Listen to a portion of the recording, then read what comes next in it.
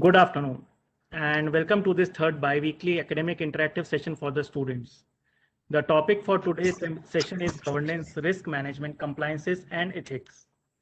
We have with us Dr. Rajiv Webel, Company Secretary and Insolvency Professional, and CS Alka Kapoor, Joint Secretary Senior Grade in the Institute. Dr. Rajiv Webel is a fellow member of ICSI and holds a postgraduate degree in Business Management, Law, and Commerce. With over 30 years experience in the banking sector, he has authored books for insolvency professionals, GST practitioners exam, prevention of money laundering, independent directors examination, etc. He has contributed more than 125 articles in various journals of repute, and currently he is visiting faculty of Udaipur chapter of ICSI, Udaipur chapter of Institute of Cost Accountants of India, NSC Academy Mumbai, Amity University Mumbai, and many more. I request Madam Alka Kapoor to deliver the introductory remarks. A very good afternoon to all the students who've joined today and those who are likely to join as well. I also welcome Mr. Rajiv Webel, a very learned faculty here. He's been, as Saurabh has already given his introduction. Besides that, he has always been in support of the Institute and for the students and members. Whenever we need him, he is there to guide and support all of us. Thank you, Mr. Rajiv, for joining today. Well, students, we have received a number of queries from your side with regard to this paper, Governance, Risk Management, Compliances and Ethics. It's a very, very important paper, as you all know. Why is it so important? Just a question mark to all of you as a company secretary. Because we say that our company secretaries are the governance professionals, right?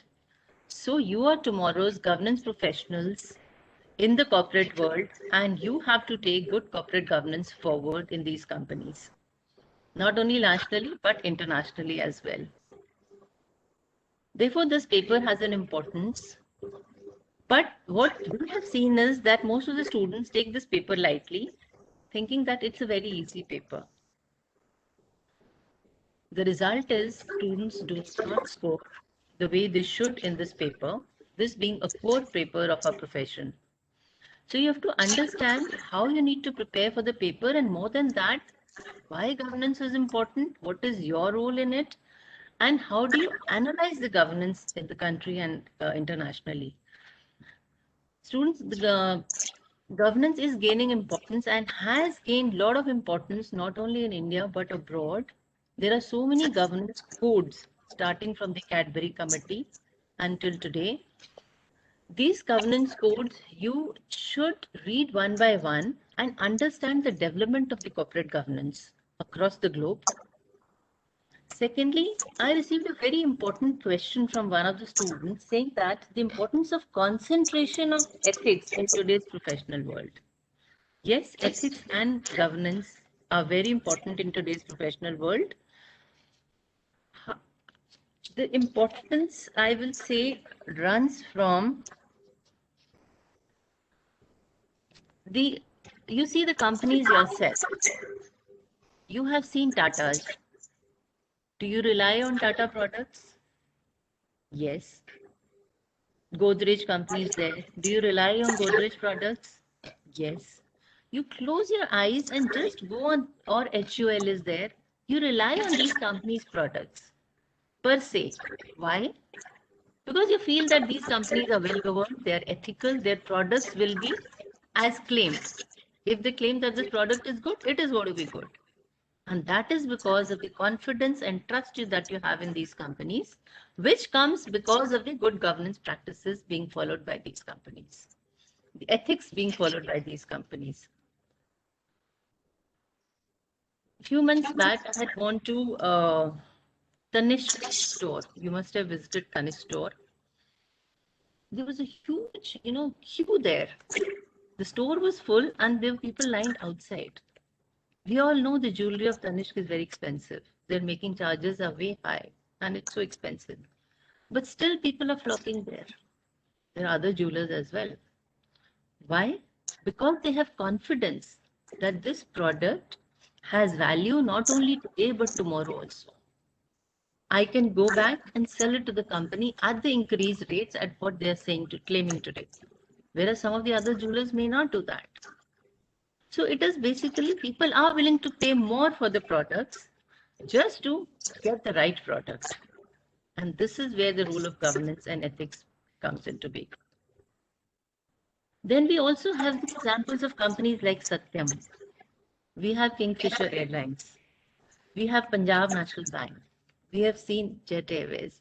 So many companies very recently, which were at the zenith once upon a time, very respected companies. But what happened to them? Where did they go? Why did they go down so much? Because of the frauds which happened in these companies. And these fraud happened because the governance norms were flouted in these companies. They were not respected in these companies. So good governance ethics can take the company high up on the ladder and also bring the company down if there is lack of these. And this is where we as company secretaries, our role becomes very important. Our role, as you all know, is mentioned in section 205 of the Companies Act. What does 205 say? It defines the duties of a company secretary. The duties include advising the board of directors with regard to their duties in running the company, in conducting the affairs of the company. So if you are advising the board of the company, you have to advise them in a way that the company is run on the ethical grounds. You're an advisor to the board, which is a very, very important duty laid down on a company secretary. And as a governance professional, this is how you have to lead the board and direct them as to what they should do in times of difficulty or in times wherein they are faced with a dilemma as to what to do, whether to concentrate on the profits or on the governance. That is where your role comes as a governance professional.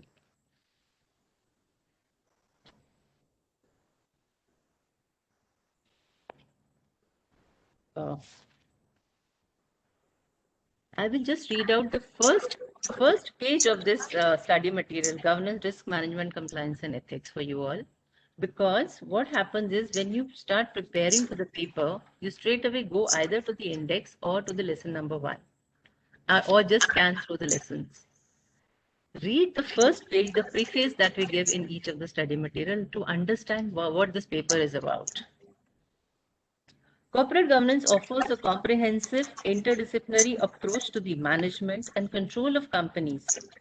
Corporate professionals of today and tomorrow must imbibe in themselves the evolving principles of good corporate governance across the globe on a continual basis. Therefore, corporate governance has emerged as an important academic discipline in its own right, bringing together contributions from accounting, finance, law, and management. Excellence can be bettered only through continuous study, research, and academic and professional interaction of the highest quality in theory and practice of good corporate governance. The corporate world especially looks upon company secretaries to provide the impetus, guidance, and direction for achieving world-class corporate governance. Company secretaries are the primary source of advice on conduct of business.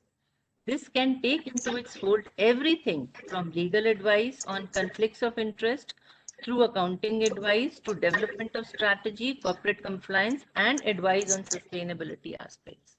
So everything is covered in the first paragraph. This is all what you need to know and which you will study in the various chapters which are given in this study. Besides that, go through the important cases. These all we can discuss later on, Mr. Bebel, as to telling them how to prepare on the corporate governance paper. Let's discuss it later on. I now request Mr. Rajiv Babel to take your questions one by one, which he has done. He has analyzed the questions and prepared a PPT on it so that he can answer all your queries in a very systematic and detailed manner. Mr. Rajiv Babel, please. Thank you, madam. Thank you. Good afternoon, friends. The subject matter governance, risk management, compliance, and ethics seems to be complicated, but it is not so. What is governance? Some of the questions which the students have asked me, that whether this governance has been introduced in 1 or 2 or 5 days, 5 years before. It is not so. Governance was in practice since beginning of this Kotil's Earthshastra.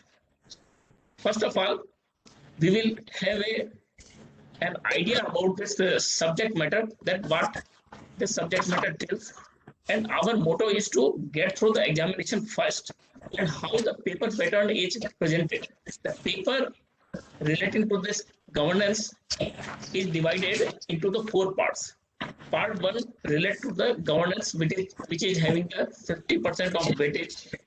Then the risk management having 20% weightage, compliance part 20% weightage, and lastly the ethics and sustainability part, which is having the 10% weightage. So total 50, 20 plus 20, then 10 equal to 100 marks. If we go through the examination pattern, question number 1 consists of 4 parts, each of having the 5 marks, consisting of the 20 marks. Question number 2 have an internal choice, means you have to have a choice of question number 2 or question number 2A, which consists of the 3 subsections, each having 5 marks. Then question number 3 is having 5 subparts, having the 3 marks of each. So total of the paper is governance part is of the 50% marks. Then question number 4, it have only one chapter, that is the risk management. Compliance, question number 5, and it has an internal choice of question number 5 and 5A.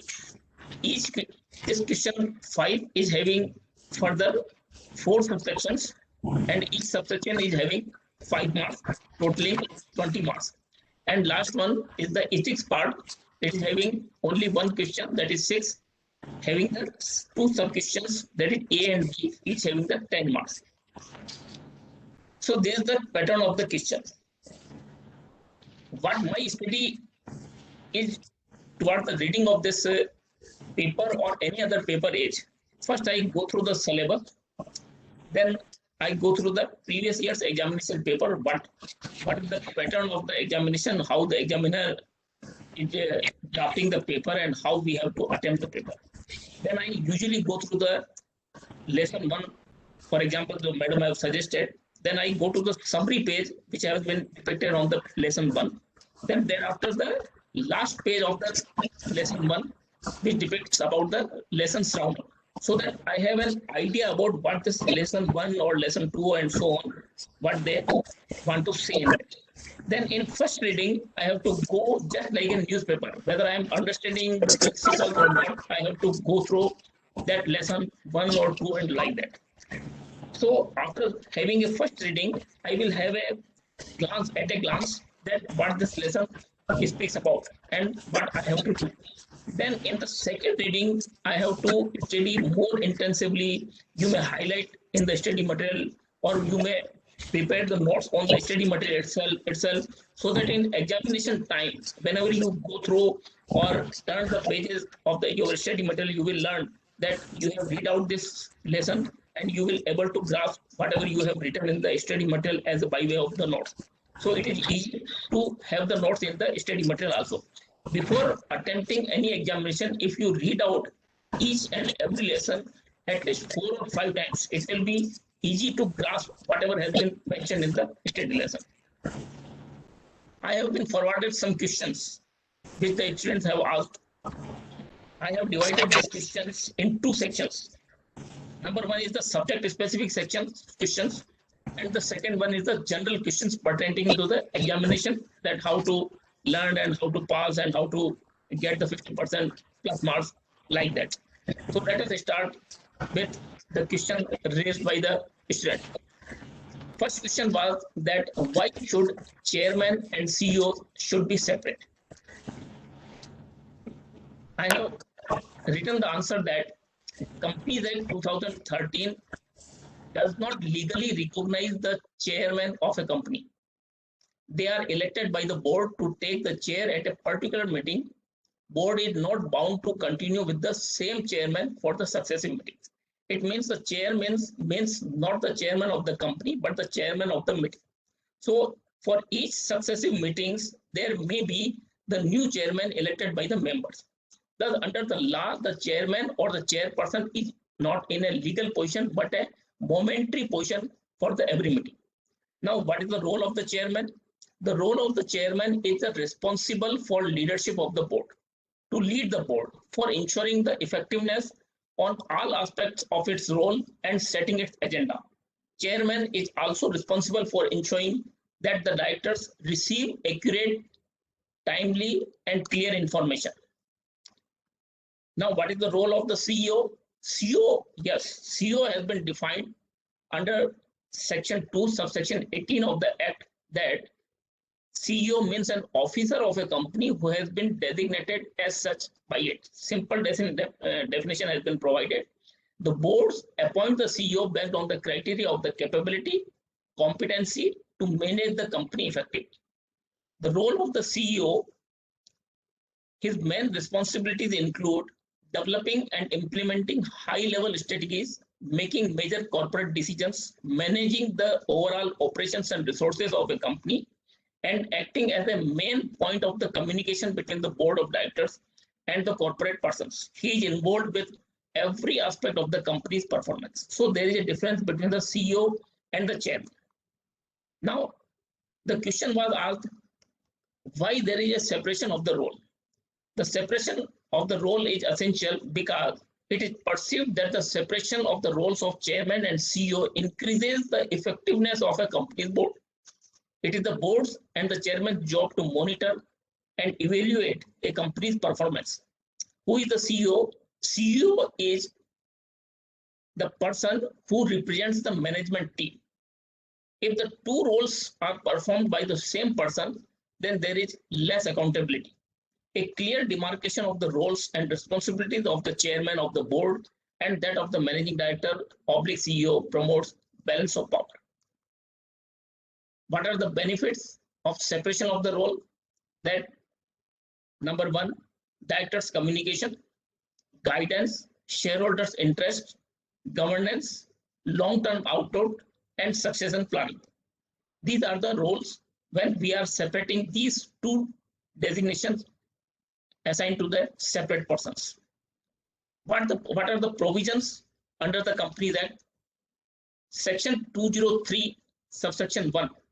The first proviso of this section provides that for the separation of the role of the chairman and chief executive officer subject to the condition thereunder. What are the conditions? That it specifies that an individual shall not be appointed or reappointed as the chairperson of the company in pursuance of the articles of the company, as well as the managing director or chief executive officer at the same time after the date of commencement of this act. Means the articles of such company provide otherwise. If any company has provided in the articles that chairman or CEO may be the one and same person, then only that company may continue, otherwise not. So there is the provision under the Companies Act. Now, what are the provisions under the SEBI LODR regulations? This regulation 17 within bracket 1B of SEBI LODR provides that with effect from April 1, 2022, means that financial year, the top 500 listed entities shall ensure that chairperson of the board of such listed entities shall be a non-executive director. Second condition, not be related to the managing director or chief executive officer as per the definition of the term relative defined under the Companies Act 2013. Provided that this sub-regulation shall not be applicable to the listed entities which do not have any identifiable promoters as per the shareholding pattern filed with the stock exchanges. Thus, top 500 entities shall be determined on the basis of the market capitalization as at the end of the immediate previous financial year. This question was having a sub-part that from which date it is mandatory to have the separate chairman or the CEO. The answer is the date is 1st of April 2014 when section 203 subsection 1 of the Companies Act came into the force. The companies incorporated under any act of the parliament are governed by that act only. However, if these companies are listed, for example, State Bank of India was established by an State Bank of India Act, which was enacted by the Parliament, not under the Companies Act 56 or some other previous act. Then these companies, if they are listed companies, for example, this SBI is a listed company, then in addition to the Parliament Act passed by the Parliament, they have to adhere the compliances, the provisions of the SEBI LODR regulations.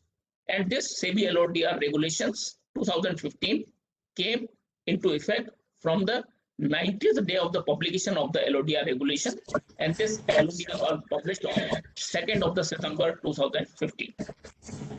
The second question the students have raised. Can I just comment here? Yes, yes, please. Because just to make it more interactive, Yeah. as Mr. Bebel has said, defining separate role of chairman and CEO. What happened, students, earlier was that CEO and chairman mostly in most of the companies used to be the same person, right? The World Bank also realized, they conducted a study and found out that the role of the board is to formulate the policies, as you mentioned, sir. And the role of the CEO is to implement those policies. So what happened is that if it was the same person, who was judging whom? He was the one who was formulating the policy as the head of the board, as the chairman of the board, and he was the one who was implementing those policies also. So if he was not implementing them properly, he was not accountable as such, being again the chairman of the board. So to fix the responsibility and accountability, it was found that these two positions should be separate. And the chairman has to formulate the policies and also then supervise those implementations, which has to be carried out by the CEO. So world over, the World Bank suggested the companies to follow these, but gradually each of the governments in different countries adopted this guideline, that the corporate governance guideline, that these two positions should be separate. In India, in PSUs, it continued for a long time. Although the private sector went for it, the PSUs continued for a long time, having the chairman, MD and CEO was the same. MD and chairman was the same person. But gradually now for them also, as you've mentioned, the guidelines have come. So the two positions are now clearly separate, and it's being done well in most of the companies. Yes. The next. Thank you. Yeah. Thank you.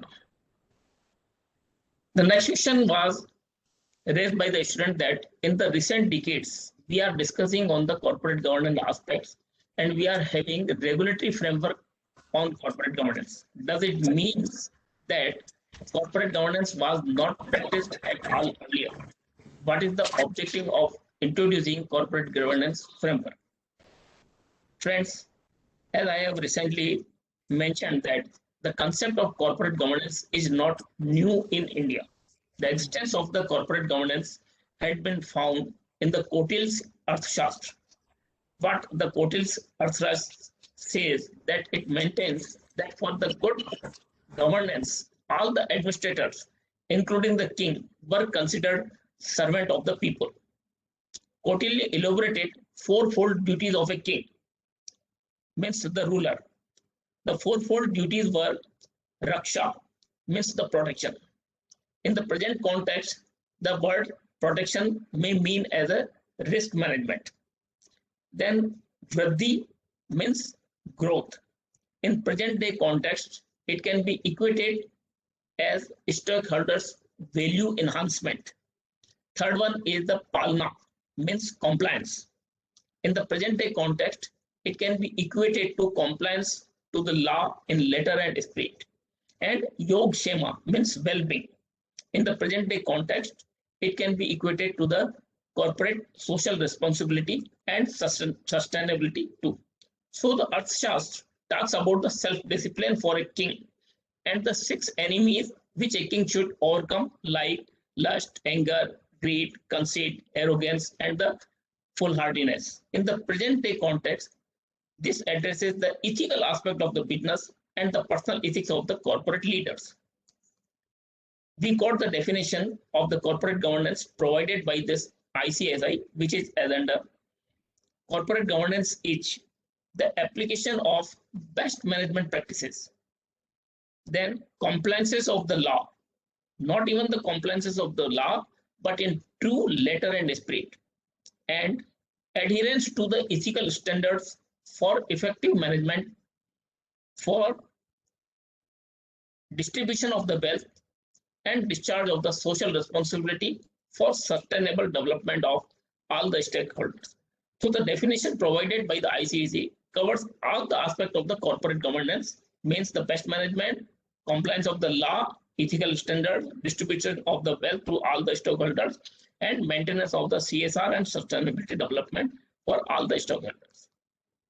What was the objective behind the corporate governance? That it should be the properly structured board capable of taking independent and objective decision. A balanced board having representation of adequate number of non-executive and independent directors who will take care of the interest and well-being of all the stakeholders. Board adopts transparent and procedures and practices and arrives at a decision on the strength of the adequate information. The board has an effective machinery to subserve the concern of the stakeholders. Board keeps the stakeholders informed of the relevant developments impacting the economy. The board effectively and regularly monitors the functioning of the management, and the board remains in effective control of the affairs of the company at all times. The third question relates to the recent initiatives of the government on the provisions relating to the independent directors. Friends, the independent directors words has been used first time in the Companies Act 2013.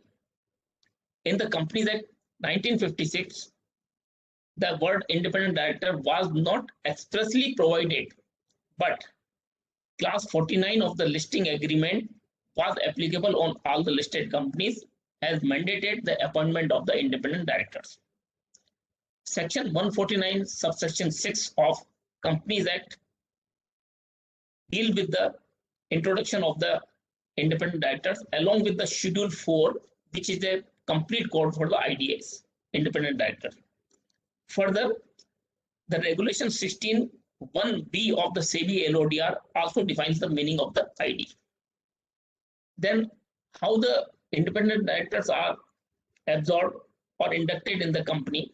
This section 150 of the Act deals with the manner of selection of independent directors and maintenance of data bank of the independent directors. The data bank is maintained by the IICA, that is Indian Institute of Corporate Affairs, New Delhi. Any person may enroll his candidature in that data bank and shall have to pass an online proficiency self-assessment test, which is conducted by the IICA, and after having enrollment, one has to pass the examination within a period of 2 years from the date of inclusion of his name in the database. If he do not pass the examination, his name will be struck from that list. Next question which was asked by the students, that do you think independent directors are to be remunerated? Will it create pecuniary relationship? I will say yes. That why the independent director should not be remunerated when a person is devoting his time and energy in giving valuable thoughts in the meeting of the company's board. Yes, they should be adequately paid the sitting fees also. Rule 4 of the Company's Appointment and Remuneration of Managerial Personnel Rules 2014 deals with the payment of the sitting fees. It provides that a company may pay a sitting fee to a director attending the meeting of the board or its committees thereof, any sum as may be decided by the board, which shall not exceed 1 lakh rupees per meeting of the board or committees thereof. For example, if in a day there are 2 meetings, for example, in the morning, audit committee of meeting is going on, and subsequently after the conclusion of the ACB, board meeting is also being conducted to approve the financial results. So a person who is a member of the ACB is also a member of the board. He may be adequately be provided the sitting fees for the ACB as well as for the board. The proviso to this section, this rule states that for independent directors and women directors, the sitting fees shall not be less than the sitting fees payable to the other directors. So whatever the other directors are being paid, the same remuneration should be provided to these persons, the independent directors as well as other women directors. Then the question was that whether the payment of the sitting fees to the independent directors will tetramount to the or create the hurdle in the pecuniary relationship. Section 149 subsection C part C provides that an independent director in relation to a company means a director other than a managing director or a whole-time director or a nominee director who has or had no pecuniary relationship other than the remuneration. It means if you are providing the remuneration by way of sitting fees, it will not create any hurdle in that relationship. As a director or having relationship, having transaction not exceeding 10% of its total income of such amount as may be prescribed with the company, its holding subsidiary or associate company, or their promoters or directors during the 2 immediately preceding financial year or during the current financial year. Fifth question I am taking, which was raised by the student, that do you think independent directors are effective in two spirits? I will say yes. The discussions made by the IDs in the board meetings are effective due to the following reasons: that IDs are known to bring an objective view in board deliberations. IDs ensure that there is no dominance of one individual person or a special interest group or the stifling of the healthy debate. IDs act as the guardians of the interest of all the shareholders as well as the other stakeholders, especially in the areas of potential conflict of interest. IDs always brings valuable outside perspective to the deliberations and balance the often conflicting interest of the stakeholders. IDs facilitate withstanding of and countering pressures from the owners. IDs fulfill a useful role in succession planning. IDs act as a coach, mentor, and surrounding boards for their full-time colleagues and provide independent judgment and wider perspectives. We take another question, which was, why should we have separate So corporate? can I just interrupt here? Yes, ma'am. So this was a very interesting question that you answered. Do you think independent directors are effective in true spirit? As you mentioned, yes. Independent directors play a very important role. As mentioned by him, he has listed out the entire important role, bringing newness in the company, bringing new ideas and good suggestions to the companies. It is often felt that they are remunerated more than the contribution that they bring to the company. But friends, as per one of the studies again from the World Bank, it shows that for every one meeting which is attended by an independent director of say 2 hours, the independent director has to devote at least 3 full working days to prepare for the company, to receive the agenda, to go through the agenda, and to make out their points, then to come, travel, attend the meeting. Now, of course, these are virtual meetings, and then give their outputs and further follow up on those decisions which are taken. So it's not a small job that they are remunerated enough, because they have so much of experience that they really bring genuine new ideas to the company, and they are like the watchdogs. They're in a way, what is anticipated by the regulators is that the regulator can't be present in every meeting to ensure that the stakeholders are properly protected, and it is the independent director's role there, which comes very important, to ascertain that the stakeholders are duly protected, their interests are also taken care of by the management. So for every 1-2 hours meeting, they are devoting at least 3 full days, which is sufficient if they do. As far as their remuneration is concerned. Yes, sir. Thank you. Now the next question. Now we take the next question, that why should we have separate corporate governance framework for insurance and banking companies when there are corporate governance provisions under the Companies Act and SEBI LODR regulation? Friends, the companies are incorporated either under the Companies Act or by an act of the Parliament. For example, this State Bank of India or LIC, these are the companies which have been formed or incorporated under the Special Act of the Parliament. Since the business of the banking and insurance is a different kind of business, so the corporate governance norms are different for these companies. Further, the regulator of the banks and insurance companies are the RBI and IRDAI respectively. Since the banks, insurance companies, NBFCs, financial institutions play a significant role in mobilizing the public deposits and granting of advances, different corporate governance norms have been prescribed by their regulators. Further, if these companies are listed with any of the stock exchanges, they have to follow the rules and regulations prescribed by the SEBI.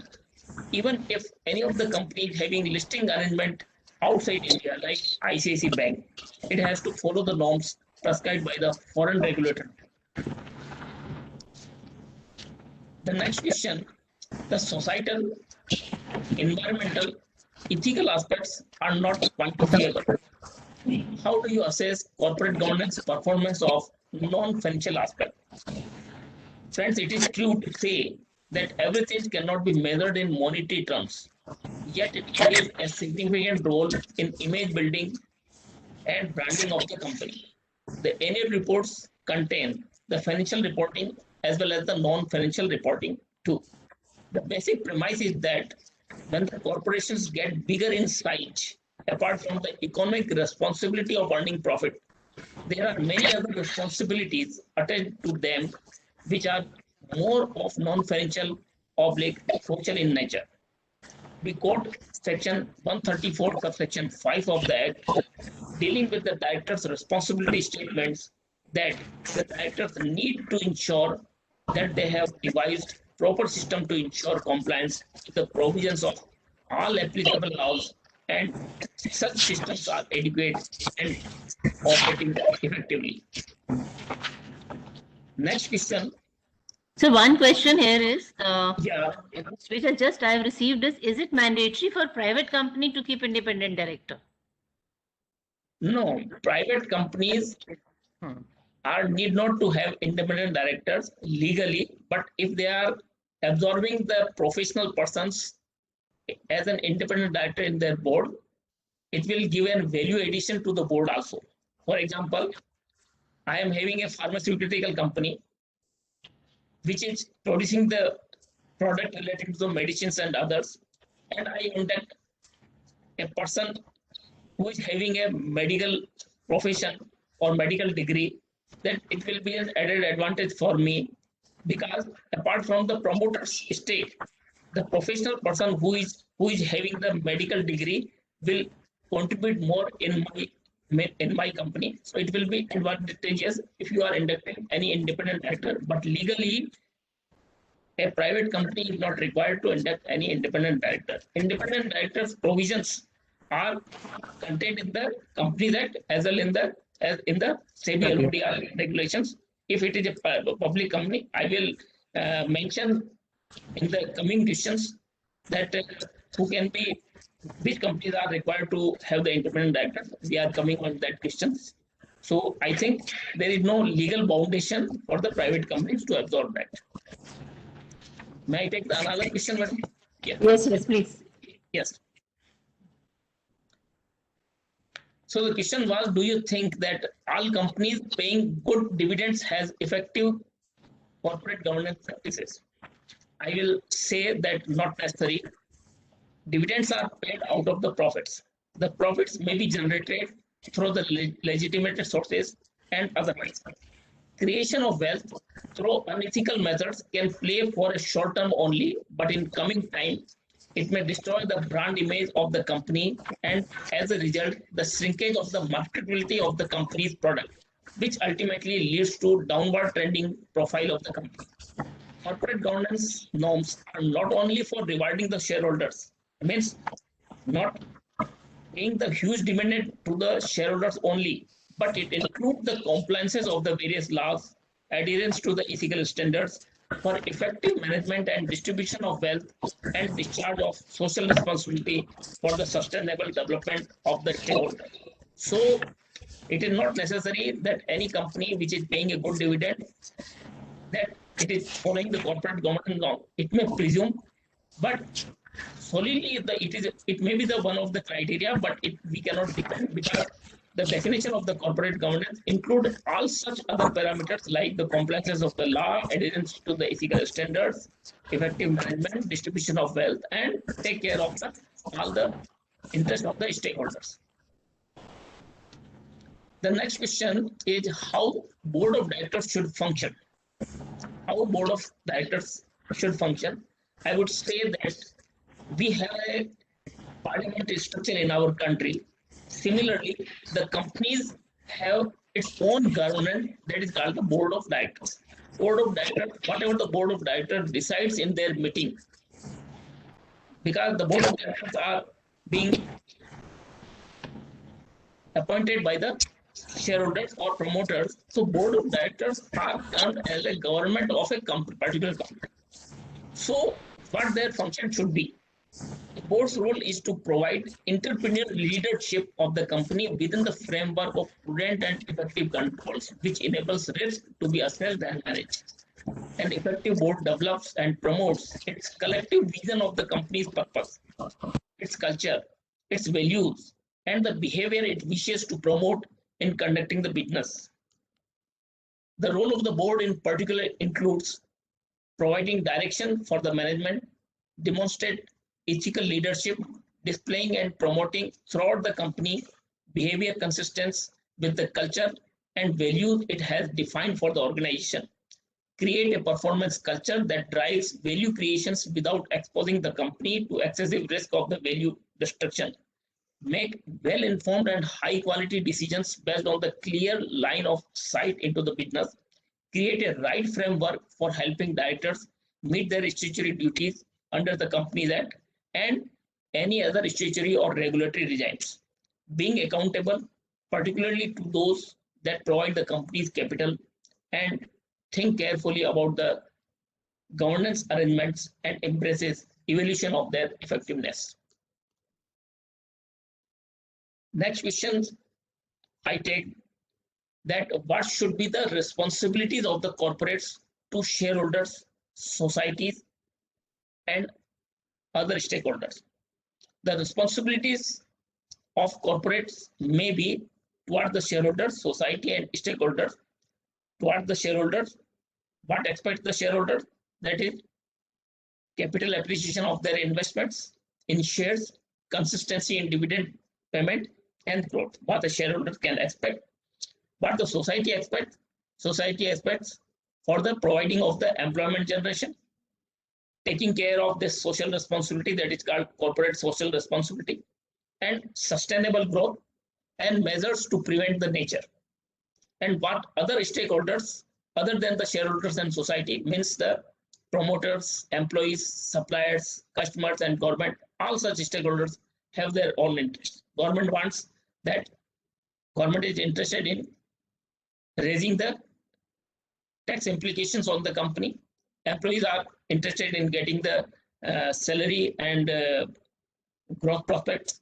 Suppliers wants that their whatever the raw materials or other services they have provided to company, that may be reimbursed or being paid off immediately.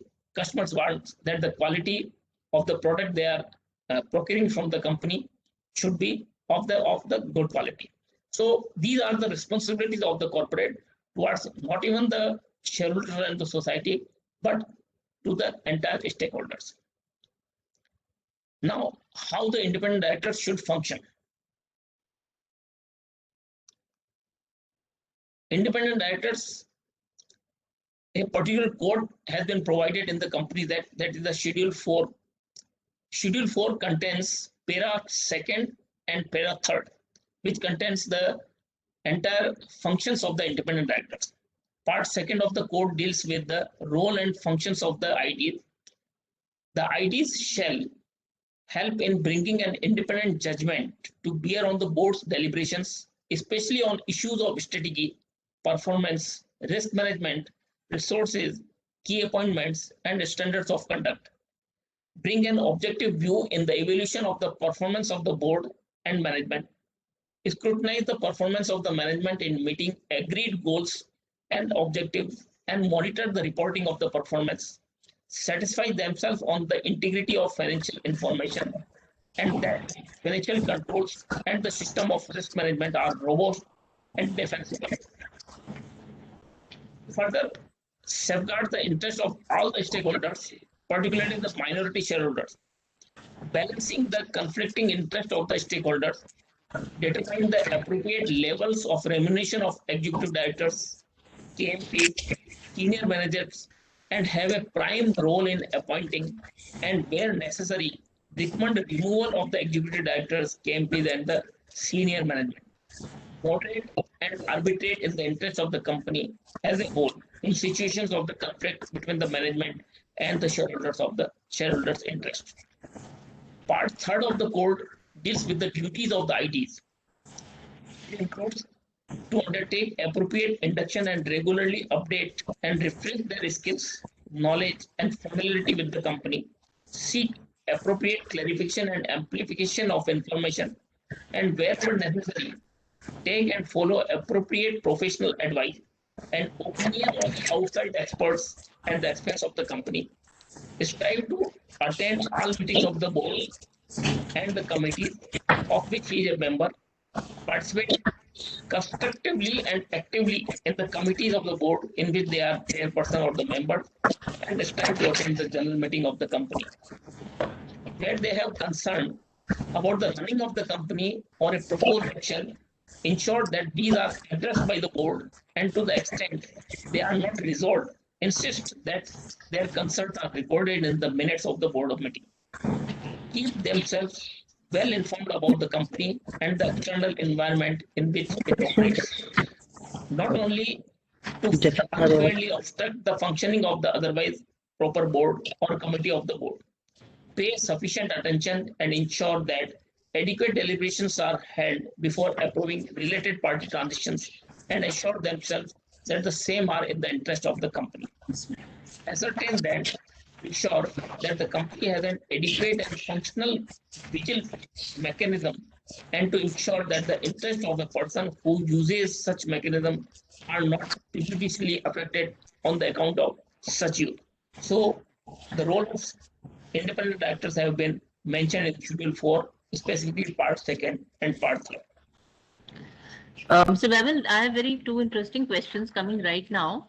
I have my officer, Ms. Asta, who's Ajanta, who's dealing with the subject here. I would request her to answer these two questions before you take up further questions. Okay. The first one relates to board evaluation.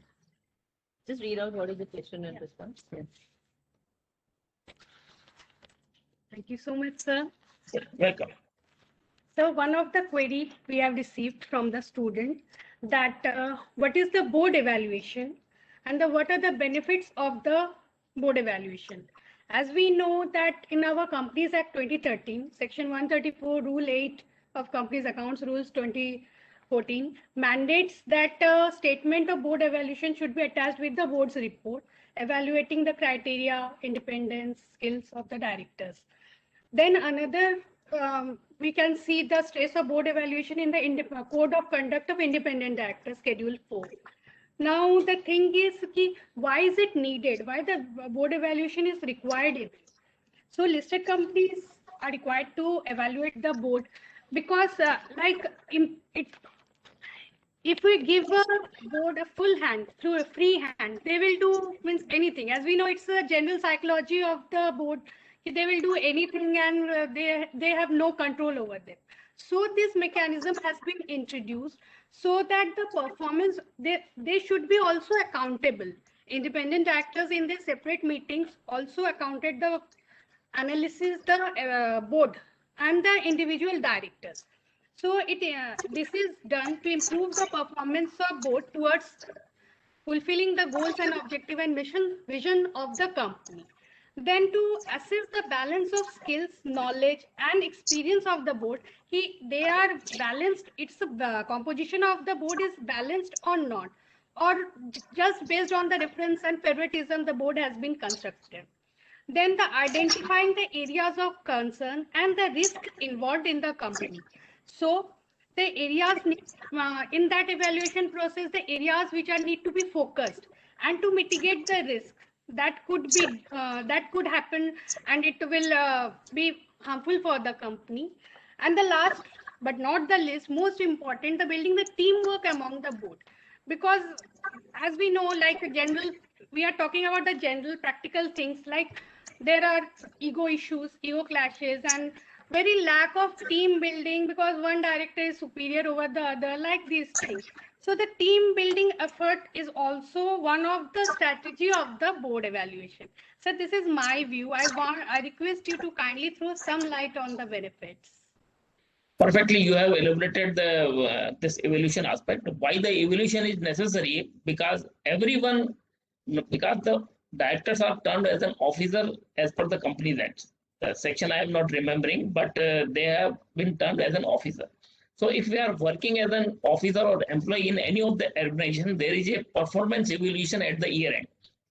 In your organization also, there may be the performance evaluation. Your performance is evaluated by the superior, and there is some feedback also. Whatever you have done during the entire year, you have to highlight whatever the performance you have shown, whatever the outstanding performance you have mentioned. So there is a tabular column in the given format, that whatever you want to show this is your showcase, like that showcase you want to have to apply to your bosses also, and bosses will review your performance on the basis of the feedback given by the concerning employee. Similarly, a director who is devoting their time for whole of the year, how many meetings they have attended, how many absence of leave were granted to them, what was the reason of the absence of leave, and what contributions the particular director have contributed in the progress or brand building image of the company. This all comes under the performance evaluation of the company.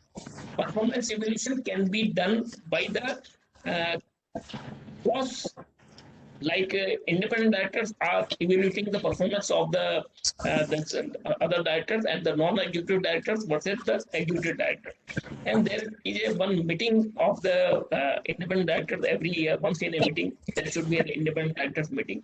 And in that meeting, the independent directors, only the independent directors are participating, and no other persons are allowed to participate in that, and they are reviewing the performance of the entire board, that what the company was at the previous year and what the company is at present, and what where should the company should go in the coming future time. So these are all the performance evaluation. And Yes, sir. company, There is, yes, as you mentioned, there is the peer review, as I understand. One is there is a peer review evaluation, peer review, which peer takes review. place between the directors themselves. Between Each the one of them directors. reviews the other's performance. Others' And there performance. is also an evaluation by the chairman of the company with regard to each of the directors. And the company secretary's role becomes very important here, because most of the times it is the company secretary who, along with the chairman, assesses. He supports the chairman in assessing the doing this evaluation of different directors, but to the chairman. I mean, he supports the chairman in evaluating the directors. Yes, And yes. that's a very major role that the company secretary plays. So he has Yes, to yes. clearly understand, as students, you have to clearly understand the nuances of board evaluation. Why is it required? How is it done? What are the parameters of evaluation? And the evaluation should be subjective, should be objective, not subjective. How do you lay Yes. down the parameters in the company based on that? So, I mean, a company secretary has to be really proficient in this, and it's not an easy task, wherein you are advising the Definitely, chairman and all definitely. this. Yes. Definitely. Yes. So there's one more question, which is of course related to answering the paper or the understanding the corporate governance codes, which has just now come. It is that most of the CG codes like UK, Germany, Japan are very confusing. There are many points which are similar. Please suggest how to learn these better. So I would say, students, that it is very easy. If you're saying that these codes are similar, the task becomes very easy, because then what you need to do is prepare a table, Yes. take all the similar points, Similar like points. you Yes. write UK, Germany, where whatever you want to Yes, write, yes. India, Take out the similar points, and these are the same for everyone. You're through with those points. Now in the table, bring out the differences. Bring out the differences. And learn those. It's very easy and it's comparable as well. You will enjoy doing that. Yes, yes. Where is the difference and why is the difference?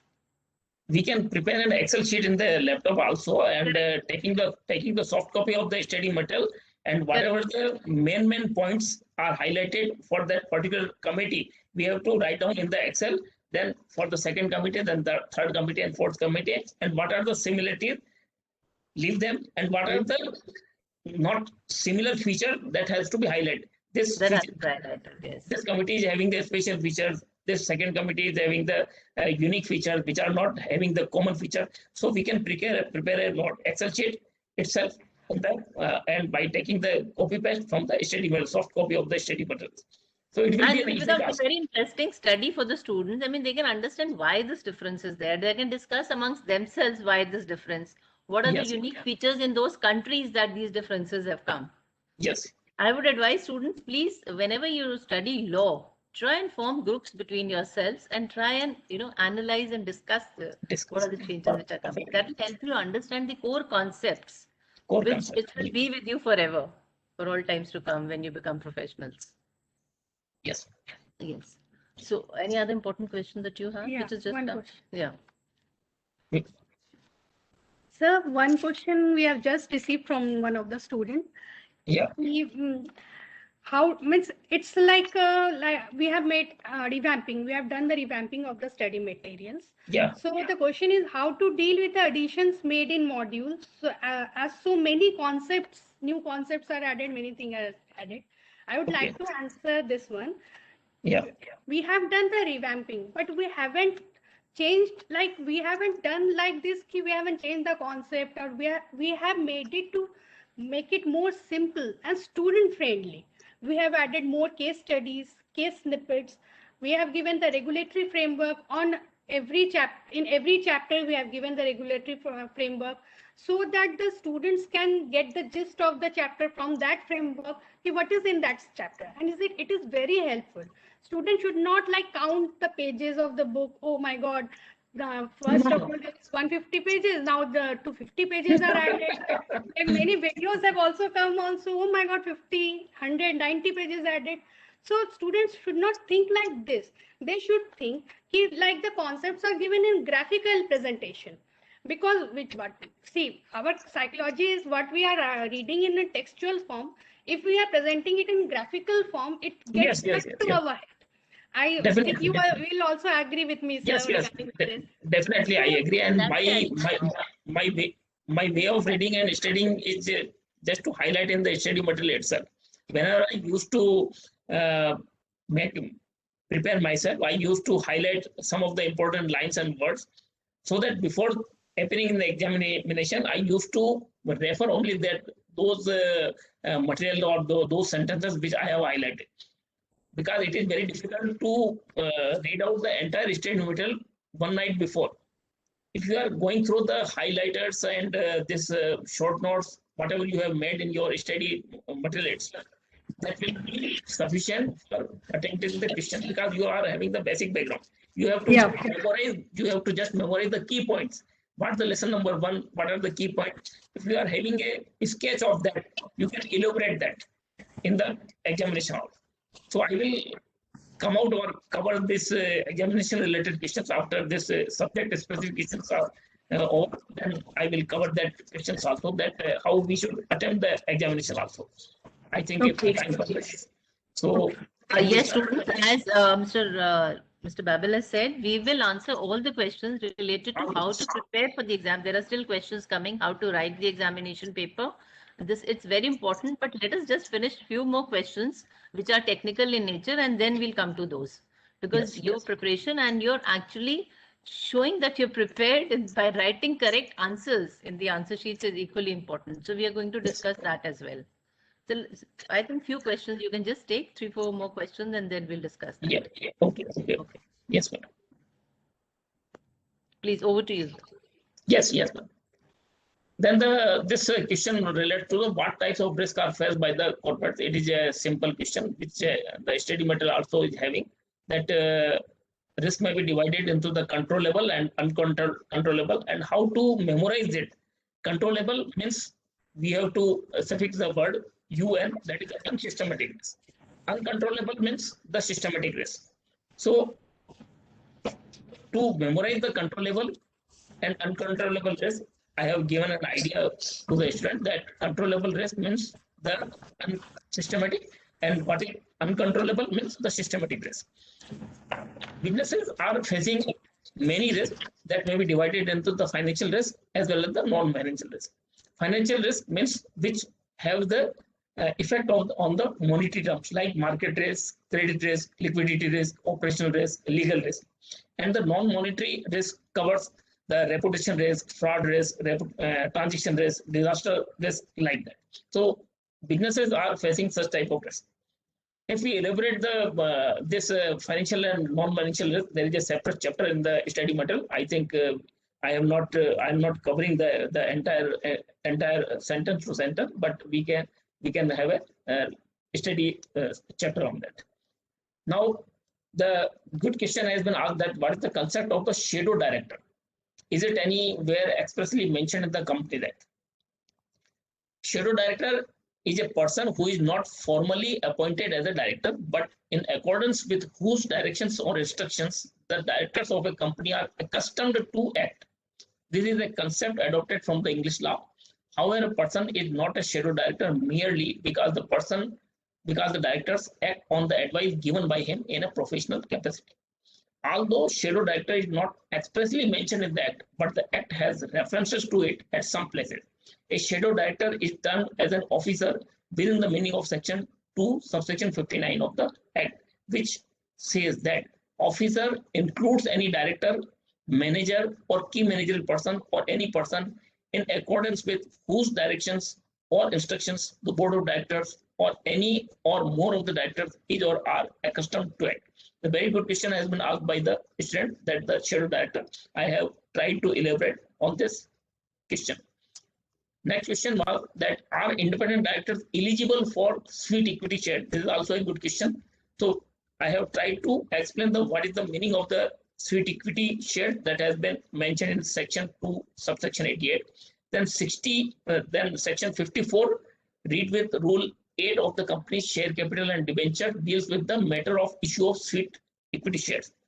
So an independent director is eligible to participate in the sweet equity shares. However, he is not eligible for ESOP scheme. SOP schemes he is not eligible.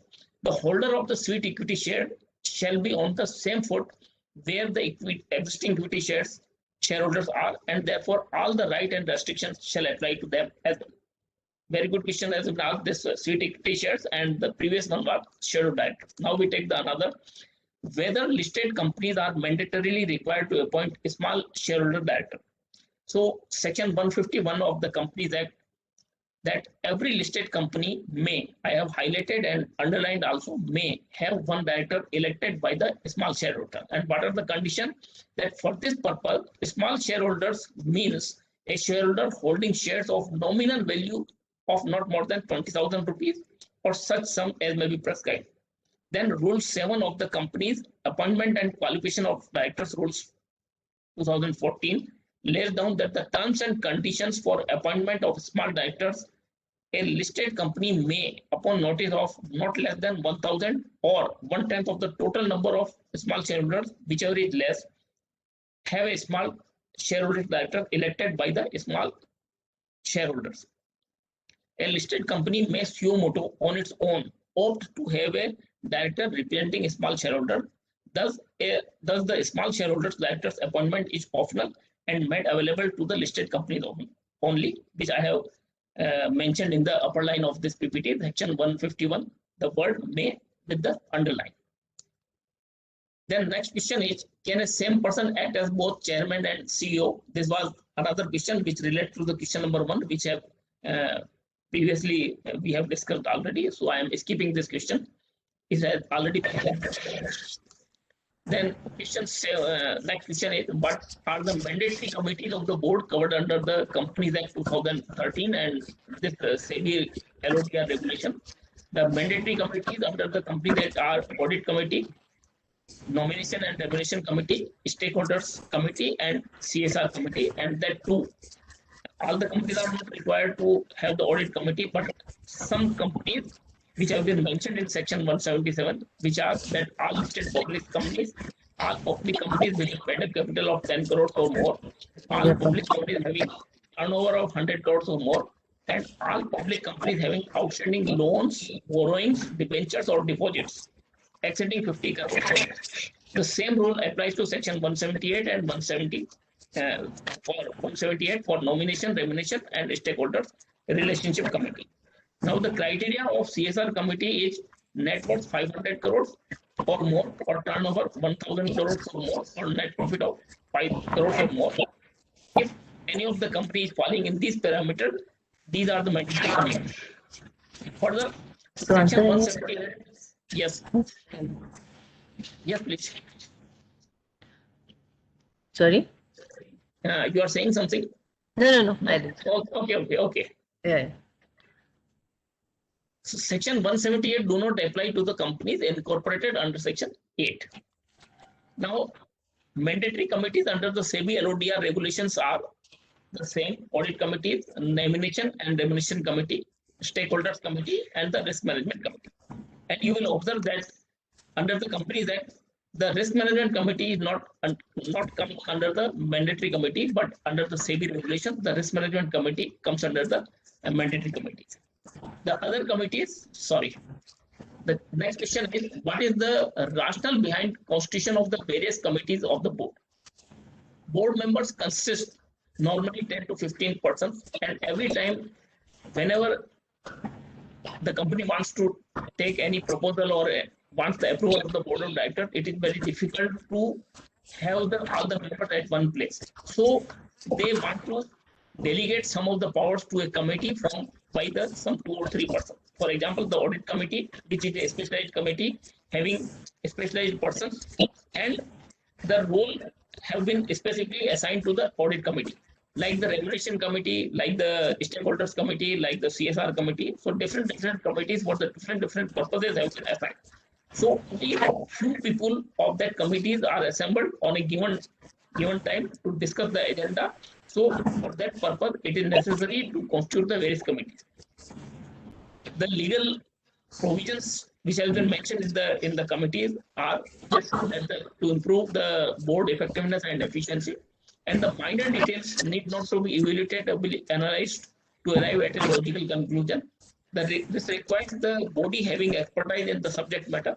A board meeting shall in such cases assist the board and give well-considered recommendation to the board. Example, which I have recently mentioned, that audit committee go through the minor details of the internal audit report, which is not possible, and give suitable recommendation that is not possible for the entire board to consider.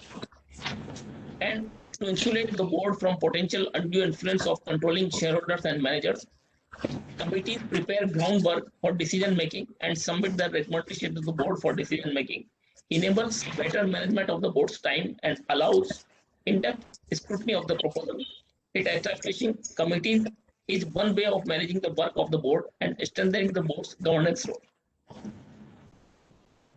The next question was, what are the policies public courts required to be made under the Companies Act and the SEBI LODR regulations? Policies under the Companies Act are CSR policies, risk management policies, vigil mechanism policy, nomination and remuneration committee.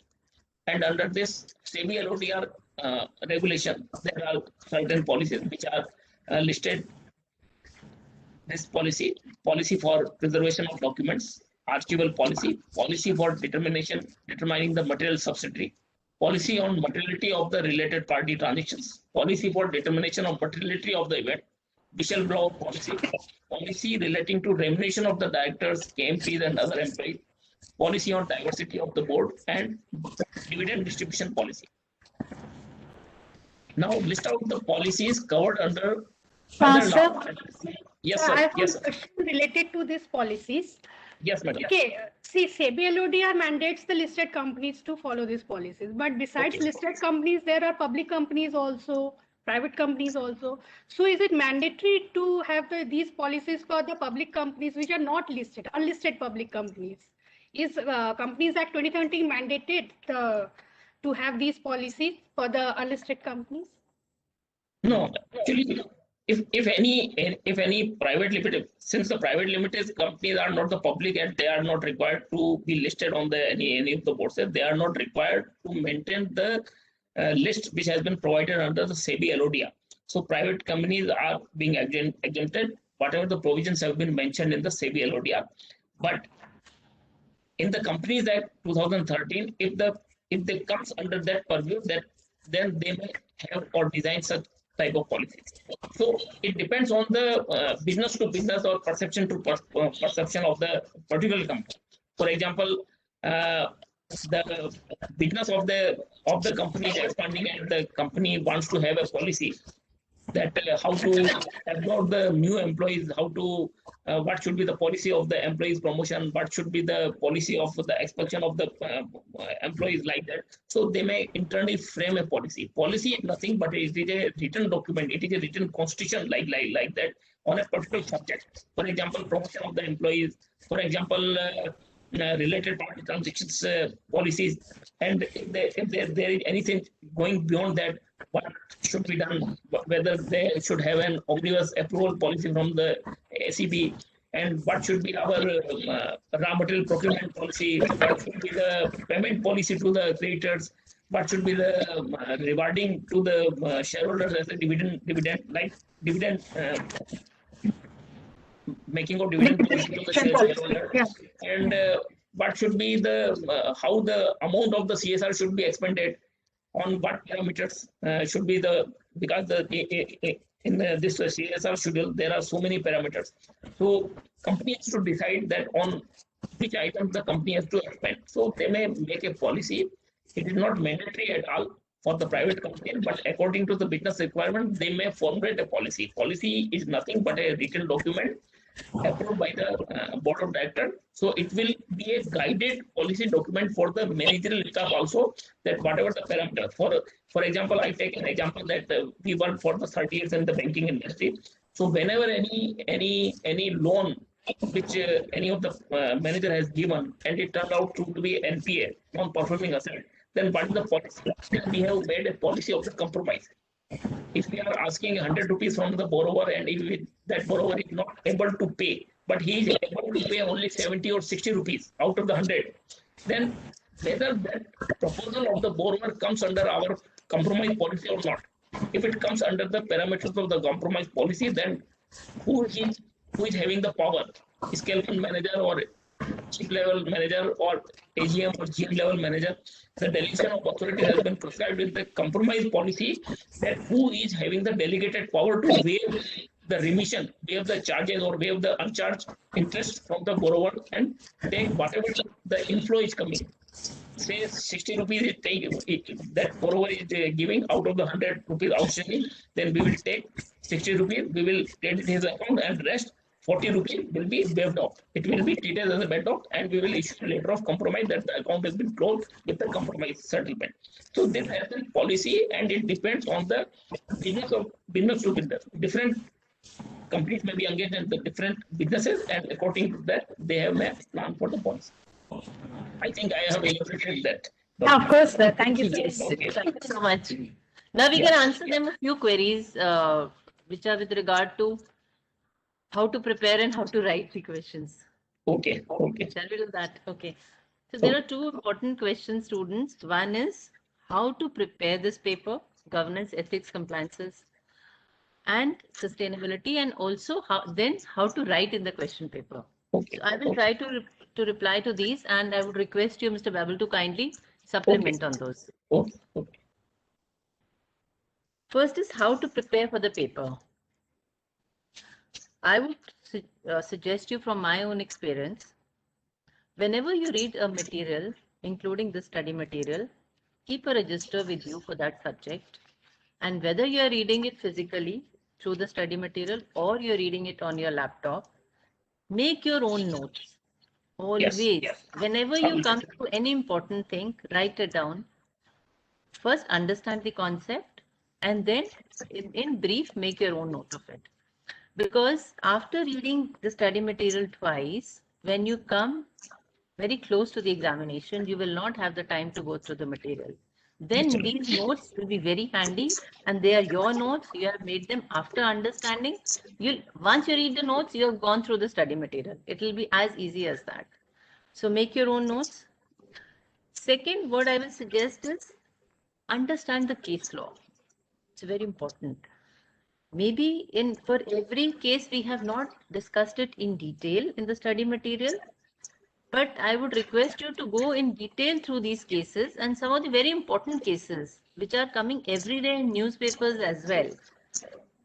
Go through the details in these cases, the full case, if you want to really understand the reasons, the logic, why a particular decision was taken.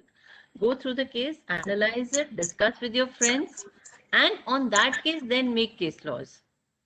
Make notes. Like a very important case is the Tatas versus Cyrus Mistry case. Recently, it was so much in the news recently. The Supreme Court even has given a decision on this. The NCLT has taken a decision, the NCLAT has taken a decision, and then finally the Supreme Court. So this case myself, I would like to discuss with you in maybe next week or the week thereafter. I will analyze it and bring it to you. I would request all of you to go through this case before I discuss with you and come out with the questions as to why these decisions were taken. Okay. So similarly, there are very many other important cases which have in which the law is interpreted in respect of the governance issues, especially relating to this paper. Wherever these governance issues are raised, as I mentioned, you can go through the PNB case or this Tata's case or the what were some of the other cases, Jet Airways. I mean, go through these cases and understand the governance issues involved. Why Satyam case? What went wrong? What were the governance norms which were flouted? This will give you very good conceptual clarity. Then in addition to the study material, also read little extra. First is the newspapers, as I mentioned. Then is the case digest. We are doing the work for you. We are preparing briefs of the case law for you and give it in brief, well explained, simple language. We are bringing it to you through the case digest. Go through the cases which are explained there and go through some of the business journals. As professionals, you need to do that for understanding the economy, for understanding what is happening here and there. You need to know. Also, our Chartered Secretary is a very important journal. Please subscribe to the Chartered Secretary and go through this Chartered Secretary. Go through the articles which are being published in the Chartered Secretary and the case digest which is there. So this is for the preparation. Second is how to write the answers in the examination. Once you have prepared well, writing of the answers should not be difficult. But it's very important to write to the point. Whatever is asked for, give only that. Additional filling of the pages do not work in professional examination. It doesn't work anywhere. And wherever possible, supplement your answers with the case law. Or, supplement it with the case law or with the codes, if you know, with the law, regulation. Don't write just blank answers, simply, quoting whatever you've read. That is why I'm saying to quote the case law, you need to understand the case law well. So if you've understood it, you will quote it anywhere in any of the questions. It won't be a difficult then. The depth of the knowledge student is revealed immediately. If I have to read the paper, a 20-page paper also, the moment I read 2 pages, I will understand the depth of the student. It's not that I will give you marks only based on those 2 papers, those 2 pages. I will read thoroughly, but it is clearly brings out, your knowledge is brought out immediately. So whatever you read, wherever you read, just read it in depth, understanding the concepts. And time management is very important. Many of the students fail because they are not able to complete the answer in the examination. Why? Because they have been concentrating for writing in detail 1 or 2 questions, which was not even required.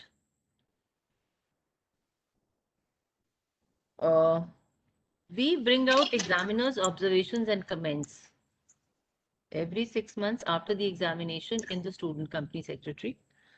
We go through these, the very detailed comments given by the examinations, and these are given question wise.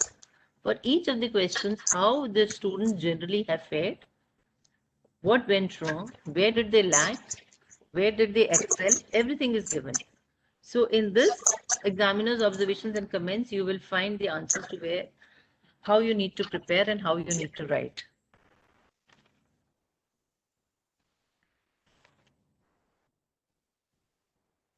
I will just read out to you it is in this paper for June 19 examination. The concluding remarks of the examiner is clear conceptual understanding of relevant acts, provisions, and concept is needed. In theoretical questions, it is important to write answers in definite and precise manner and with clear and in neat handwriting. Try to write answers point-wise and highlight important points wherever possible. That you can always do. In-depth knowledge about specific terms are required. Write question numbers correctly and prominently, because the question number itself is wrong, the marks go away. You're advised to read Chartered Secretary journals focusing on corporate governance, risk management and ethics related issues, business newspapers, relevant reference books. These are the observations of the examiner as well on what students should do. One student has just asked whether I should quote the section numbers, like it is section 149, subsection 2, whether it's required or not. If you remember, students, well, Yes. It's always better to write. Subsections you may not remember, perfectly fine. Important sections you should remember, like section 205, duties of a company secretary. Important sections you remember, but otherwise, even if you don't remember, write in one of the provisions. But whatever provisions you write should be correct. That is more important rather than mugging up the sections. That is not even expected from you. So you would like to supplement it? Yes, you have very rightly elaborated on this examination related aspect. My humble request to all my friends and students is that do not panic at the time of the examination. Yes. Number one, and always go on reading the study materials and other aspects regularly. Many times I have observed that students used to read one subject for 2, 3, 4 days and then leave it for 15 or 20 days. Then whatever they have read out previously, that will be vanished in the coming days. So it is very essential to read on that particular lessons before appearing in the examination at least 4 or 5 times.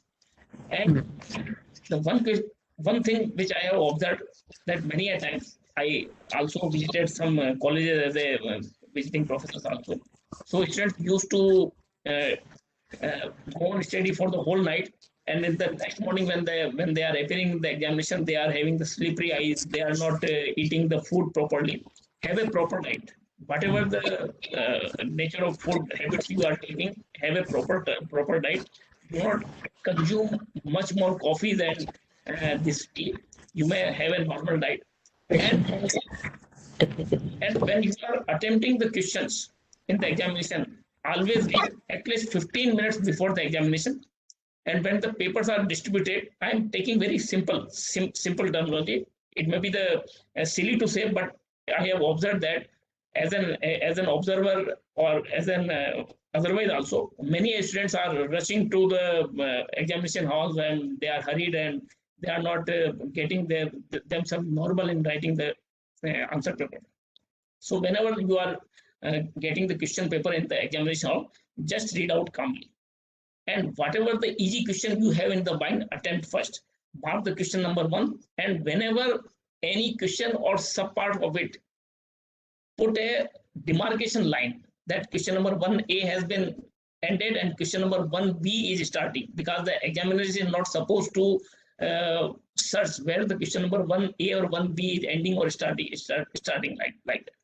And after completion of the examination, particular day, never discuss that whatever you have done right or wrong with your peers or friends, because whatever you have done, you have posted the letter in the letter box and it is beyond your reach to pull out that letter. So whatever you have done, then forget it. Go to your home or hotel or restaurant, wherever you are residing, and prepare for the next test examination. And but you have rightly observed that in the examination, for the preparation of the examination, always read the case laws which are been mentioned in the charter secretary as well as in the student secretary also. For example, this June 21 examination, you may read out 1 year charter secretary, whatever the case laws relating to the particular subjects have been mentioned in the at that. And the questions may be related to that examination also. There is a difference between the university examination and the professional examination. In university examination, there may be some direct questions. For example, what do you mean by the commodity market? What do you mean by the capital market? But in the professional examination, the contents of that question or language of that questions might have been changed, and you are required to attempt the question in a professional manner. So be ready that it is not the university examination that you have to attempt only 5 questions out of the 10 questions which you have been given. There is a little choice, because in my slide I have mentioned that only 2 choices are being given, question number 2 and this question number 4. Only 2 choices are internal choices are given. So as you have rightly mentioned that if you are not remembering the section, skip that, but mention the right provision also.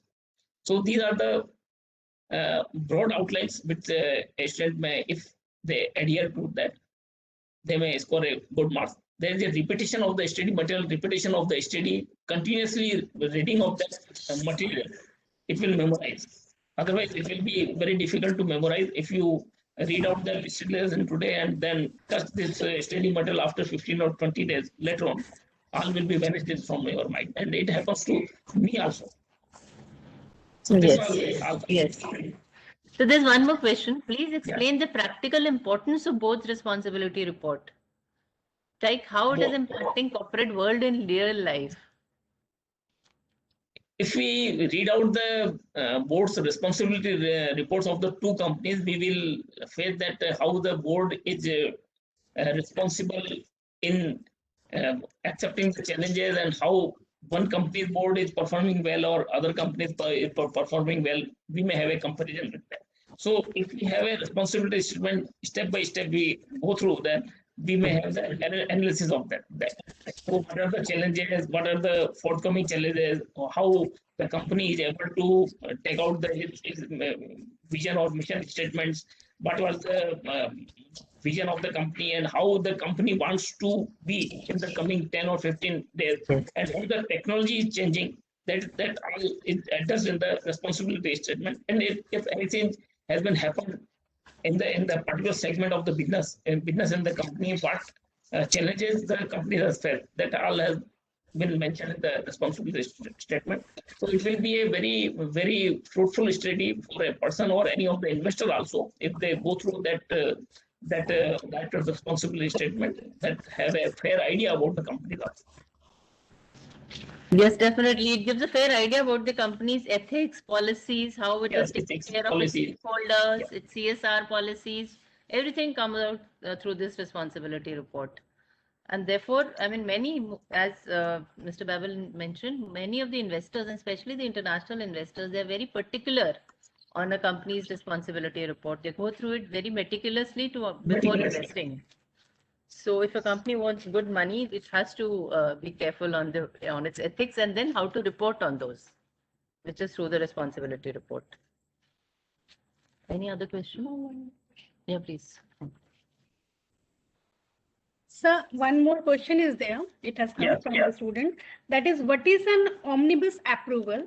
State the conditions where audit committee may grant omnibus approval for related parties transaction proposed to be entered into by the listed entity. So they want to know the importance. Why omnibus approval is there, and what is the concept of the omnibus? I have covered this question in my PPT, which I was going to, but I simply want to mention that what is the meaning of the word omnibus. Let me have an example that if for any proposal exceeding 5 lakhs rupees of order from any of the creditors, I have to take the approval from my superiors. So every time I have to make the a office note or office memorandum and have to get that. Omnibus means they have provided me a liberty that a cumulative up to 25 lakhs of order you can do with, and after that you have to apprise it as a perusal only. So for example, 25 lakhs of order I can place as a general manager, purchase orders. If I am designated as a general manager in any company with the designation of the purchase section, so I have been given a liberty to purchase any of the order which is at a one time not exceeding 5 lakhs, and the total cumulative of any of the order not exceeding 25 lakhs. So I have taken an omnibus approval from the board, omnibus approval from the audit committee, whatever the authority is. So I am now taking up the PPT slide. So omnibus is nothing but you have taken a blanket permission that you will not cross that limit and you will do the within that limit. I am coming to that omnibus proposal. This one. Anything else? What is the omnibus approval? State the conditions where audit committee may grant omnibus approval for the related party transaction proposed to be entered into by the listed entity. We have discussed what is the meaning of the omnibus. Now, Regulation 23/3 of the SEBI LODR, audit committee may grant omnibus approval for related party transactions proposed to be entered into by the listed entity subject to the following conditions, namely, the audit committee shall lay down the criteria for granting the omnibus approval in line with the policy on the related party transactions on the listed entity, and such approval shall be applicable in respect of transactions which are repetitive in nature. Audit committee shall satisfy itself regarding the need for such omnibus approval and that such approval is in the interest of the listed entity.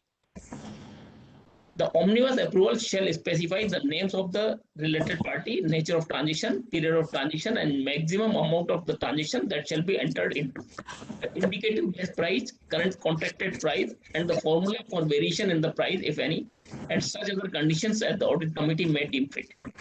The provision has been provided in the regulation that where the need for related party transaction cannot be foreseen and effort details are not available, audit committee may grant omnibus approval for such transaction subject to their value or not exceeding ₹1 crore per transaction. The audit committee shall review at least on a quarterly basis the details of the related party transactions entered into by the listed entity pursuant to each of the omnibus approvals given. Such omnibus approvals shall be valid for a period not exceeding 1 year and shall require fresh approval after the period of 1 year. This was related to the omnibus. I think I have elaborated the answer. Yes, sir, of course. Okay. Sir, last one query is there, technical query, that is related to the CSR. As you know, CSR Amendment Rule 2021 has come, which has given more emphasis on the CSR expenditure and particularly specifically on the ongoing project. So if suppose a student has given what is CSR unspent account, I just want to add some points to that question. If suppose that ongoing project is going on and some amount is left, so Left unspent. unspent, yeah, unspent, it is unspent. So what to do with that amount? Should it go to the separate account or it should be plowed back to that ongoing project? What exactly we have to do with that amount? Okay. I may open this relevant section on the MCA site. Just allow me a few moments.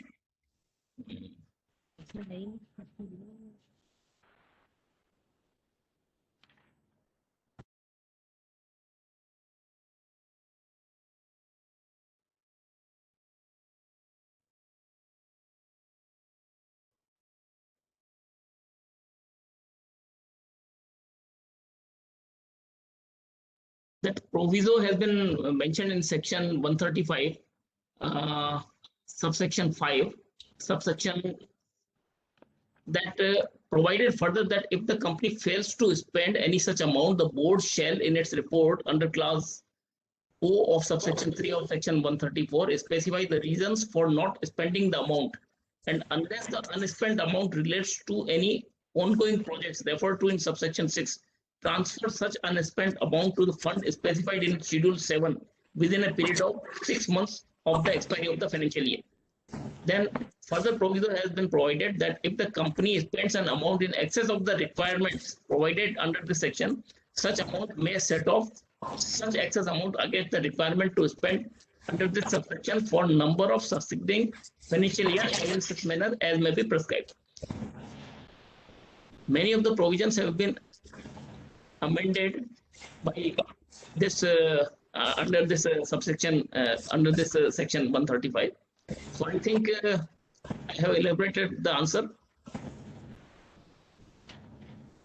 Yeah, so answer will come from section 135 only. Yeah.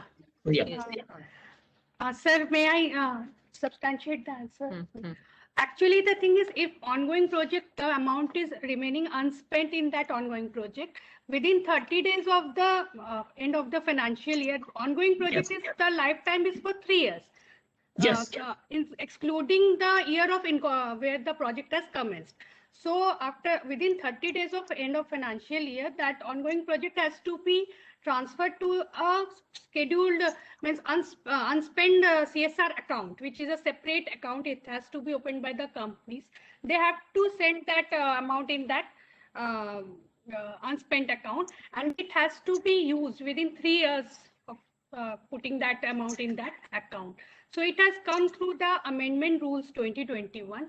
And this is a very important rule because previously it is just voluntary provisions, but now it is mandatory. Mandatory, Yeah, because previously only the companies has to mention in the board report that they have not spent the amount, but now they have to give the clarity what they have Yes, done. yes.